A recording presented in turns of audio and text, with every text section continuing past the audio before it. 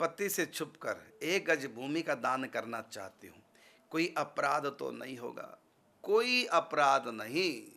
अच्छे काम करने में, अपने कल्याण करने में सारी दुनिया रोके, जोर लगा ले, लेकिन आपको रुकना नहीं। जिसमें आपको लगता है मेरा उद्धार होगा, मेरा कल्याण होगा, तो ना पूछने की जरूरत है। एक कहावत भी है, नेकी और पूछ पूछ। फिर भी आपके पति अच्छे होंगे और उनको बता दीजिए, अच्छी बात है, तो वो भी हिस्सेदार बन जाएंगे आपके दान में, उनके ऊपर भी अनुकूल असर होगा। बता दीजिए और महिमा भी बता दीजिए। यदि फिर भी उनको विश्वास ना हो तो कोई बात नहीं, आप अपनी तरफ से कर सकते हैं दान। वैसे तो ऐसा नहीं हो सकता, क्योंकि किसको नहीं पता, मनुष्य यदि दान नहीं करेगा, परोपकार नहीं करेगा, अच्छे कर्म नहीं करेगा, तो फिर कौन जानवर बन करके दान पुण्य करेंगे? जितने भी मंदिर बने सब दान से बने हैं, जितने भी आश्रम बने सब दान से बने हैं, जितने भी शुभ काम होते हैं सब दान से होते हैं। दान के बिना तो तीर्थ यात्रा नहीं लगती। तीर्थ में स्नान करो और दान ना करो तो तीर्थ का पुण्य खत्म हो गया। इसलिए वहाँ तीर्थ जब स्नान करते हैं तो बाद में फिर कुछ ना कुछ दान भी करते, नाम ही स्नान दान। दान के बिना कोई पुण्य लगता ही नहीं, सब जगह दान। आप कन्या दान नहीं करेंगे क्या? आप कहेंगे हम क्यों किसी को दान करें अपनी कन्या का? रखिए फिर अपने पास कन्या को, और तुम्हारा भी तो दान तुम्हारे पिता ने किया होगा। तो दान तो अच्छी चीज है। और सास भी यदि दान कर दे अपने पुत्र को पत्नी के लिए तो कलेश ही मिट जाए, लेकिन वो दान नहीं करते, मेरा मेरा मेरा मेरा, तो फिर सास बहू में झगड़ा। जैसे लड़की के माता पिता ने दान किया, ऐसे लड़के के माता पिता भी दान कर दे, भाई तुम दोनों एक दूसरे के हो, बस आधी लड़ाई खत्म हो जाए। वैसे तो सबका ही है उसका अधिकार बच्चे में, लेकिन फिर भी कलयुग में है कि सास कहती है कि बस मेरे अनुसार चले, मेरा है, पत्नी का हो के ना रहे। क्यों जी? पत्नी का हो के नहीं रहेगा तो फिर आपने ब्याहने के लिए पत्नी को लेने क्यों भेजा था शादी के लिए? तुम्हारा रख लेती। पत्नी का होना चाहिए। जब पत्नी सब कुछ छोड़ करके पति का हो गई तो पति भी सब कुछ छोड़ के पत्नी का हो जाए। लेकिन इसका अर्थ नहीं कि माँ बाप को त्याग दे। मेरा मतलब है कि पत्नी के प्रेम में कोई भी बाधा पहुंचाए, रोके, तो वो बात नहीं माननी। जैसे प्रहलाद ने पिता को छोड़ा, छोड़ने का मतलब थोड़ी छोड़ के कहीं चला गया या धक्का देके घर से बाप को बाहर निकाल दिया, उनकी बात नहीं मानी।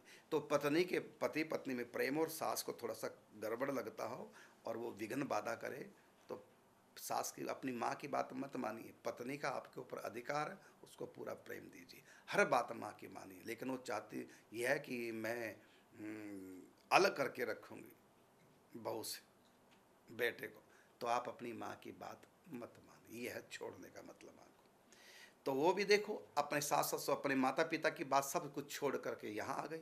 यदि शादी के बाद भी वो माँ बाप की बात मानने लग जाए और यहाँ का ध्यान ना दे तो घर में कलेश हो जाएंगे। उसने भी माँ बाप को त्यागा है, यहाँ आ गई, यहाँ के अनुसार सब कुछ कर रही है, तो फिर लड़के को भी चाहिए कि वो पत्नी के अनुकूल बन के रहे। भाई उसके पास कमी क्या थी? लड़की के पास, उसके पास माँ बाप भाई बहन परिवार सब कुछ था, नौकरी तक उसके पास थी, कमाई का साधन उसके पास थी। आखिर वो सब छोड़ करके अपने माँ बाप को, मायके को, आपके बेटे के यहाँ क्यों आई है? इसलिए आई ना। उसको आपका बेटा चाहिए, आपके बेटे का सुख चाहिए, तो आप उस सुख में क्यों बाधा बनते हैं? इसलिए बेटा बहू कहीं घूमने जा रहे हैं, घूमने दो, हंस खेल रहे हैं, हंस खेलने दो, क्यों चिढ़ते हो? तो चलो, बात आई थी किस पे? हाँ, दान पे बात आई। हाँ, पति से छुपकर 1 गज भूमि का दान करना चाहती हूँ। पहली बात हो कि छुपने की आवश्यकता नहीं थी। आपके पति अच्छे हो तो उसको थोड़ा दान की महिमा बता दी जाए। और आप 1 गज भूमि में दान करना चाहते हैं तो जरा अपने पति को बता दें कि वहाँ क्या है, कि जो महिला संत हैं जिनके अंदर संसार की भूख खत्म हो गई है, शादी तक नहीं कराई, और भगवान की इतनी भक्ति करने के लिए मीरा की तरह घर छोड़कर आगे वृंदावन। मीरा भी तो आ गई थी अपना मायका ससुराल छोड़कर वृंदावन। आज भी कितनी मीरा हैं, सब छोड़ के आ गई है वृंदावन। अब उनके मन में है कि हम संसार की भूख नहीं, इसलिए संसार से हमारा मतलब नहीं। बात भी ठीक है, जिसको जिसकी भूख है उसका संग करे। जब भूख ही नहीं है तो क्यों रहे फिर दुनिया में, जब दुनिया की भूख नहीं। आगे वृंदावन, अब यहाँ वो रह करके भले ही आगे सब कुछ छोड़ करके, तब भी शरीर तो साथ है ही है। और शरीर है तो 3 वक्त की रोटी भी चाहिए, शरीर है तो बिस्तर भी चाहिए, शरीर है तो कुटिया भी चाहिए। अब यहाँ पर ये समस्या खड़ी हो जाती है। पहले ज़माने में समस्या नहीं थी, जंगल थे, कहीं भी कुटिया बना लो। लेकिन अब तो ये समस्या बहुत बड़ी आ गई संतों के लिए, क्योंकि यह तो सरकारी ज़मीन है, तो सरकार के लिए, सरकार के यहाँ भी आज तक कोई ऐसा कानून पास नहीं हुआ, कोई ऐसा बिल पास नहीं हुआ है कि जो घर छोड़ के सन्यासी बन जाए उनको छोटा सा टुकड़ा कुटिया बनाने के लिए दी जाए। गरीबों के लिए कॉलोनियाँ बन रही हैं, लेकिन संतों के लिए कोई कॉलोनी आज तक किसी सरकार ने ऐसा कानून पारित नहीं किया है। वृंदावन संतों का गढ़ है, लेकिन वहाँ पर कोई भी कॉलोनी ऐसी नहीं जहाँ संत अपनी कुटिया बना सके। इसलिए घर छोड़ के जो संत आ गए तो उनको ज़मीन खरीदनी पड़ रही है, भले थोड़ा सा खरीदे, उनको तो कोई बाल बच्चे तो पाल लें, 1 कमरे की ज़मीन बहुत है, उतना चाहिए। तो उनके लिए कुछ करें। आप अपने पति को बताइए कि वहाँ जो महिला संत है, पुरुष संत है, पुरुषों के लिए तो चलो यहाँ हो गया, महिला संत हैं, उनके लिए कॉलोनी बना रही है, उनके लिए कुछ कमरे बनेंगे, तो आप 1 कमरे का दान कर दीजिए। इतना नहीं कर सकते तो 1 गज भूमि का दान कर दो। एक दिन तो दुनिया से जाना है, कर्म ही तो हमारे साथ जाएंगे, सब कुछ यहीं रखा रह जाएगा, फिर कर्म साथ जाएंगे। अच्छे कर्म कीजिए। तो इसलिए आप अपने पति को ढंग से समझाइए कि ये 1 गज भूमि का अर्थ क्या है, ये क्यों दी जा रही है। ये उन संतों के लिए, उन महिलाओं के लिए जो घर छोड़ के आ चुकी हैं, भगवान के प्रेम में दीवानी हो गई, संसार का सुख वैभव सब छोड़ आई, यहाँ तक कि सोने चांदी के जेवर भी घर ही छोड़ आई, नहीं चाहिए कुछ भी, यहाँ विरक्त होके आ गई। अब उनको ये पता नहीं कि वहाँ रहेंगे कैसे। हम भी तो घर छोड़ के आज से 40 साल पहले आ गए थे। हमको तो ये था कि जंगल है, जंगल में कुटिया बना के रहेंगे या पेड़ के नीचे रात काट लेंगे। लेकिन यहाँ देखा कि यहाँ तो जंगल ही नहीं, और सरकार का भी कोई ऐसा नहीं कि हम सरकारी ज़मीन पे कुटिया बना ही नहीं सकते, और प्राइवेट कोई फ्री में देने को तैयार नहीं। हम तो अपने सगे भाई को 1 इंच फालतू नहीं दे सकते, तो कैसे किसी और को हम 1 गज या 1 कुटी बनाने के लिए ज़मीन दे दें। ना तो सरकार का कोई ऐसा रूल है, ना ही किसी गृहस्थ का ऐसा है कि हम किसी को कुटिया बनाने के लिए संतों को दे दो। तो जब हम यहाँ आए तो देखा हमने, वो जंगल तो है नहीं, हम तो सोच के आए थे कि तपस्या करेंगे, मधुबन वृंदावन, लेकिन यहाँ तो शहर बस गए। तो फिर बड़ी समस्या आई हमको तो, और ये समस्या महिलाओं को और ज़्यादा आती है। तो वो समस्या को मैंने देखा करीब से, मैं जिया हूँ उस समस्या में। तो फिर ये संकल्प हुआ, पुरुषों के लिए तो 108 कुटिया, मैं इस समय 108 कुटिया से बोल रहा हूँ बरसाने से, ये एक पुरुष संतों के लिए है, और महिला संतों के लिए, क्योंकि वृंदावन में बहुत संत महिला है जिनके पास परेशानी है, वो इसी में लग गई हैं। भजन करना कम हो गया, और पेट की चिंता, कमरे की चिंता, ज़मीन की चिंता ये ज़्यादा आ गई, क्योंकि ये शरीर की मांग है। ये दरअसल एक कामना नहीं है, ज़रूरत है, ज़रूर तो शरीर को पूरी शरीर की करनी पड़ेगी। अब उनके पास समर्थ नहीं है। मेरे पास एक प्लेटफार्म है, मैं टीवी पे आता हूँ, चलो 2 शब्द, मुझको 2 शब्द बोलने हैं, उनकी व्यवस्था हो जाए। मैंने राधा कृष्ण परिवार सेवा संस्थान की स्थापना कर दी, कमेटी सब देख रही है इन संतों के लिए। और ये राधा कृष्ण परिवार सेवा संस्थान जो हमने रजिस्टर्ड कराई संस्था, ये भी संतों ने मिलकर कराई है, इसलिए कि कोई भी संत जब घर छोड़ के आए वृंदावन में, तो भजन में रोटी कपड़ा मकान, बीमार पड़ गए दवाइयाँ, उनके लिए परेशानी ना हो। क्योंकि मुझको स्वयं परेशानी का सामना करना पड़ा। मेरे पास तो एक ट्यूब खरीदने के लिए खुजली पे लगा दूँ तो पैसा नहीं था। ये स्थिति सब संतों के साथ है। इसलिए मैंने आश्रम ना बना करके हॉस्पिटल बनाया, और साथ में 108 कुटिया बनाई। ये मैंने कोई अपना आश्रम नहीं बनाया, ये कुटिया बनाई, संत सब रहे। आके देखो यहाँ कितने संत रह रहे हैं। इसी प्रकार वृंदावन में महिला संतों के लिए कुटिया बना रहा हूँ 108, नाम ही रखा 108 कुटिया, स्थान का नाम ही है। और कोई भी संत आ जाए, हमारे यहाँ देखो कितने संत आते हैं जाते हैं, कोई भी संत बरसाना आता है। आप लोग तो पैसा लेके आते हैं ना, कहीं भी होटल में रुक जाते हैं, धर्मशाला में रुक जाते हैं, पैसे से होटल पे खा लेते हैं। लेकिन जो संत है उनके लिए है ही नहीं यहाँ बरसाना में कोई फ्री में रुक जाए, उनके लिए 108 कुटिया। इसलिए मैं कहना चाहूँगा, बरसाने में कोई भी संत आए घूमते दर्शन करने के लिए, सब यहाँ आके प्रसाद पाएँ, यहाँ रुक सकते हैं। 1 दिन रुको, 4 दिन रुको, 10 दिन रुको, चाहे तो जीवन भर रुको, प्रेम से भगवान का भजन करें। तो इसी प्रकार महिलाओं के लिए, क्योंकि जब मैंने पुरुष संतों के लिए बनाया तो कई महिला संतों के फ़ोन आए और स्वयं आकर मुझसे मिली है कि आप पुरुष संतों का ध्यान रखना है कि आप ब्रज में महिला संत नहीं रहती। उनके लिए भी कुछ कीजिए। तो उनके लिए फिर हम बरसाना में 108 कुटिया बना रहे हैं।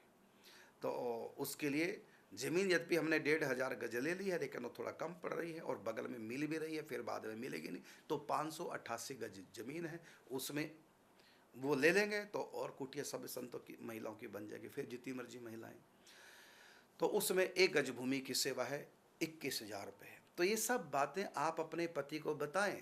और मुझको पता, यदि पति भले धार्मिक नहीं, लेकिन एक मानवता के नाते जो उनके मन में आएगा तो बहुत बड़ा काम है कि हम 1 गज कम से कम भूमि का दान कर दें, और वो भी वृंदावन की भूमि। एक नियम भी है कि जिस वस्तु का दान किया जाए वही वस्तु कई गुना होकर के प्राप्त होती है। अब वृंदावन की भूमि का दान किया तो बदले में वृंदावन मिलना है, कृष्ण भक्ति मिलेगी, अंत में निकुंज धाम मिलेगा, क्योंकि आपने शुरुआत ही ऐसी विचित्र कर दी, वृंदावन की भूमि का दान कर दिया, गज भूमि का।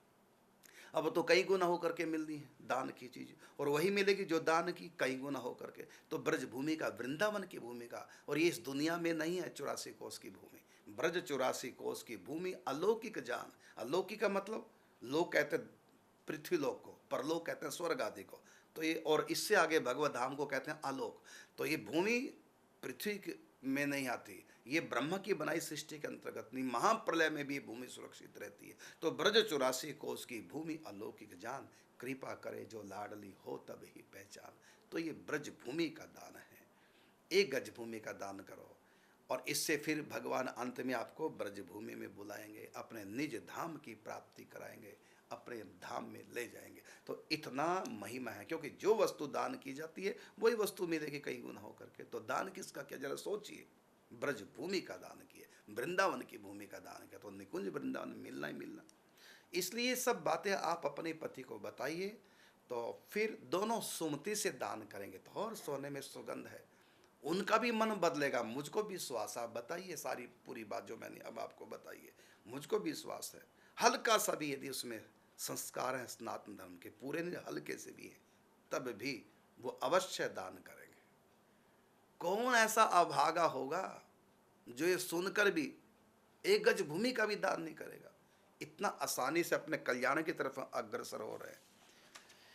तो इसलिए आपने पूछा कि पति से छुपकर 1 गज भूमि दान करना चाहती हूँ, कोई अपराध तो नहीं? अरे अपराध नहीं, बहुत बड़ा बात है, लेकिन फिर भी मैं कहना चाहूँगा, आप छुप कर न करके आप अपने पति को समझाइए। यदि वो फिर भी ना माने, फिर आप दान कर दीजिए, आपका अधिकार है। अपने कल्याण के लिए, अपने परलोक को संवारने के लिए आपका अधिकार है। आप पति के साथ, परिवार के साथ अच्छे काम कीजिए। यदि वो कोई भी अच्छे काम करने को तैयार नहीं, आप अकेले बढ़िए, क्योंकि रास्ता अकेले तय करना है। कोई साथ दे ठीक है, नहीं तो अकेले। प्रहलाद का कहाँ साथ दिया? उसके बाप ने। मीरा का कहाँ साथ दिया? विक्रम सिंह ने। विभीषण का कहाँ साथ दिया? भाई ने, रावण ने। और भरत का कहाँ साथ दिया? राम को लाने में कैकेयी ने। उल्टा भगा दिया, देश निकाला, दे दिया, वनवास दे दिया। तो इसलिए आप मत सोचिए कोई और भी मेरा संगी साथी बने, दान पुण्य में, परोपकार में। बन जाए तो सोने में सुगंध, नहीं बने तब भी आपको अपना कल्याण तो करना है। जब यमराज आएंगे, चल नरक, यदि अच्छा काम नहीं किया तो आप ये नहीं कह सकते मेरा क्या कसूर, मेरा पति रोकता था, मेरा क्या कसूर, मेरे पति ने भजन से रोका, दान पुण्य से रोका। तो पति को नरक, भगवान वो कहेंगे यमदूत, उनको तो मिलेगा वो बाद में, अभी तो तुम्हारी बारी है ना। तो तुमने अच्छे काम के लिए किसने रोक दिया? अच्छा काम मना कर दिया। और इतनी बार तो झूठ बोली, इतनी बार पति से कपट किया, है ना? तब तो नहीं पूछा फोन करके या प्रश्नोत्तरी कार्यक्रम में कि मैं पति की बात मानूं न मानूं। कितनी बार पति से छुपाई तुमने अपनी बातें, कितनी बार तुमने पति से झूठ बोला है। तो वो सब पाप करने में तो पति को बताया नहीं, है ना।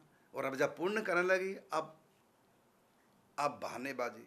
लेकिन नहीं, आप अकेले दान कर सकते हैं, बिना बताए दान कर सकते हैं। और दान ही नहीं, जितने भी अच्छे कर्म हैं, धार्मिक कर्म हैं, अपने कल्याण में जो जो भी सहायक है, आप सब कर सकते हैं। कोई साथ दे तो साथ लेकर कीजिए, नहीं साथ दे अकेले चलिए, छुप कर कीजिए।